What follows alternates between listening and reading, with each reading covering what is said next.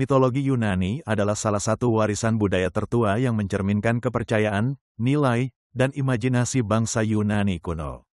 Di tengah kompleksitas cerita-cerita yang melibatkan para dewa, manusia, dan makhluk mitos, terdapat 3 dewa yang dikenal sebagai pilar utama dari hierarki kekuasaan di Olympus dan dunia bawah: Zeus, Poseidon, dan Hades.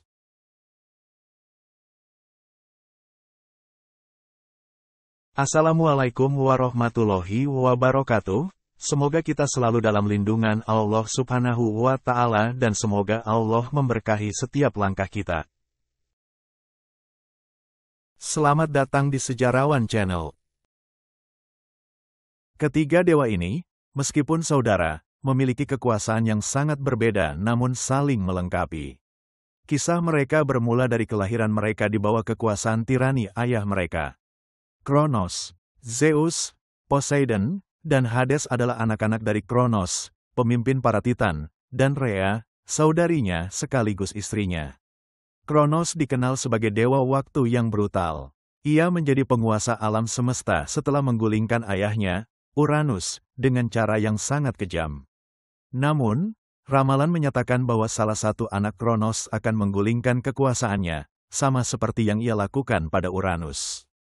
Ketakutan akan ramalan ini membuat Kronos menelan setiap anak yang dilahirkan oleh Rhea. Rhea, yang tidak tahan melihat anak-anaknya direnggut, akhirnya menyusun rencana untuk menyelamatkan anak bungsunya, Zeus. Ketika Zeus lahir, Rhea mengganti bayi itu dengan sebongkah batu yang dibungkus kain, yang kemudian ditelan oleh Kronos tanpa menyadarinya. Zeus disembunyikan di gua di Pulau Kreta dan dibesarkan oleh nimfa hingga dewasa. Ketika Zeus tumbuh dewasa, ia berusaha menggulingkan ayahnya dan membebaskan saudara-saudaranya yang ditelan. Dengan bantuan Metis, Dewi Kebijaksanaan dan Nasihat, Zeus memberikan ramuan kepada Kronos yang membuatnya memuntahkan anak-anaknya, Hades, Poseidon, Hera, Demeter, dan Hestia. Kelima saudara ini bergabung dengan Zeus dalam perang besar melawan para Titan, yang dikenal sebagai Titanomachi.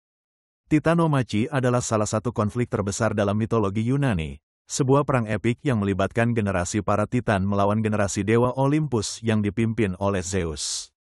Perang ini tidak hanya menentukan penguasa baru alam semesta, tetapi juga menandai transisi kekuasaan dari kekuatan primitif menuju tatanan kosmik yang lebih terorganisasi. Pertempuran ini berlangsung selama 10 tahun yang panjang dan melibatkan berbagai kekuatan supernatural, makhluk mitos, dan strategi yang mengubah jalannya sejarah mitologis. Semuanya berawal dari kejatuhan Uranus, ayah dari Kronos dan para Titan. Uranus digulingkan oleh Kronos setelah dipenggal dengan sabit yang diberikan oleh Gaia, ibu para Titan. Kronos kemudian mengambil alih kekuasaan alam semesta. Namun, ramalan Gaia menyatakan bahwa Kronos juga akan digulingkan oleh salah satu anaknya sendiri. Ketakutan terhadap ramalan ini membuat Kronos bertindak kejam dengan menelan setiap anak yang lahir dari rahim istrinya, Rhea. Anak-anak yang ditelan adalah Hestia, Demeter, Hera, Hades, dan Poseidon. Rhea, yang tidak tahan melihat anak-anaknya diperlakukan demikian, menyusun rencana untuk menyelamatkan anak bungsunya, Zeus. Dengan bantuan Gaia, Rhea menyembunyikan Zeus di sebuah gua di Pulau Kreta, di mana ia dibesarkan oleh nimfa dan dijaga oleh para Kouretes, prajurit yang menari dan memukul tameng untuk menutupi suara tangis bayi Zeus. Sementara itu, Rhea memberikan sebongkah batu yang dibungkus kain kepada Kronos sebagai pengganti Zeus, yang kemudian ditelan oleh Kronos tanpa menyadarinya.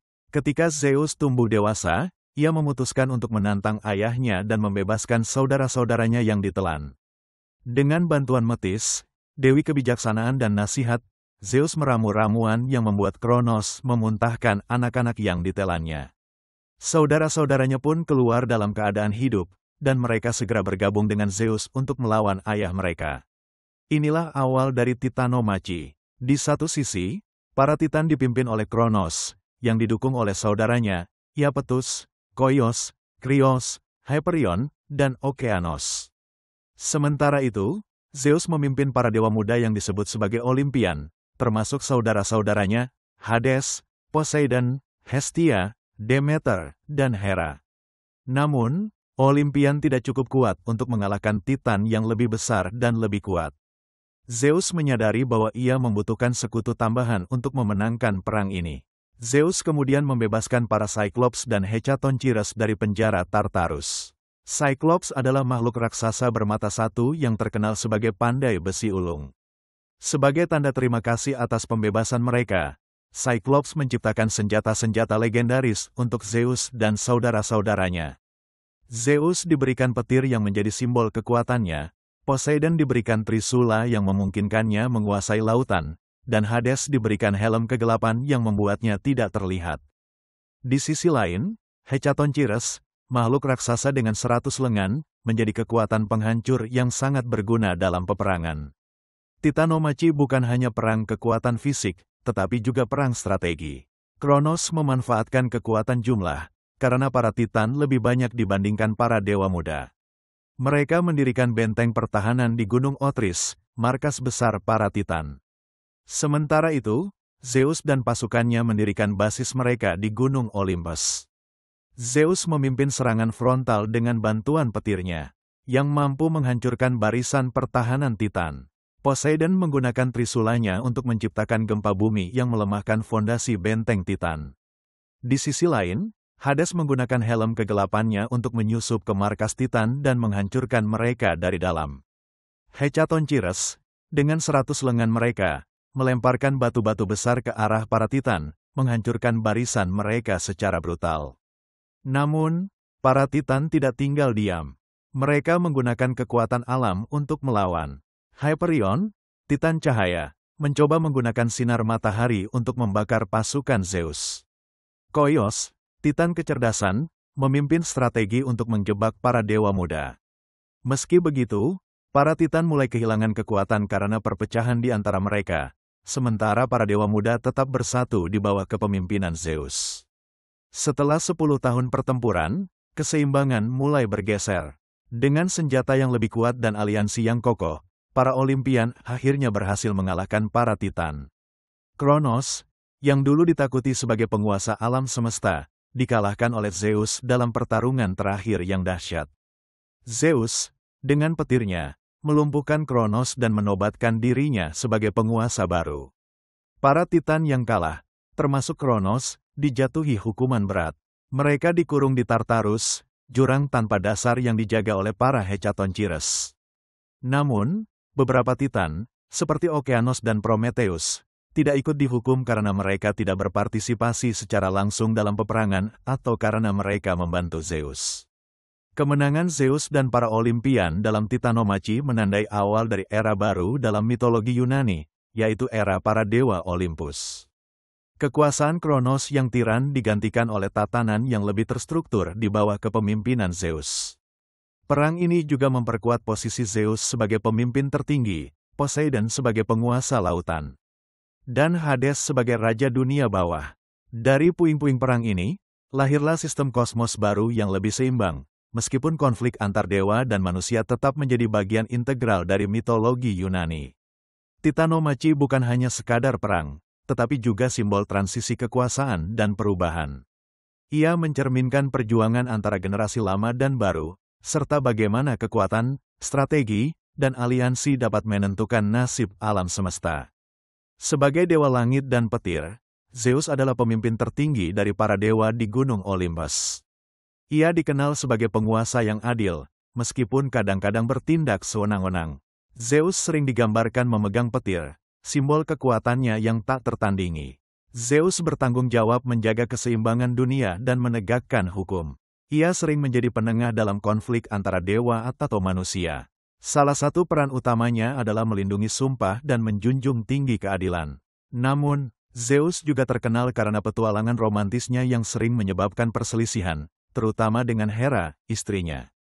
Zeus memiliki banyak keturunan, baik dari hubungan dengan dewi maupun manusia. Beberapa anaknya yang terkenal meliputi Athena, Apollo, Artemis, Hermes, Perseus, Hercules, dan Dionysos. Para keturunan ini sering menjadi tokoh sentral dalam berbagai mitos Yunani.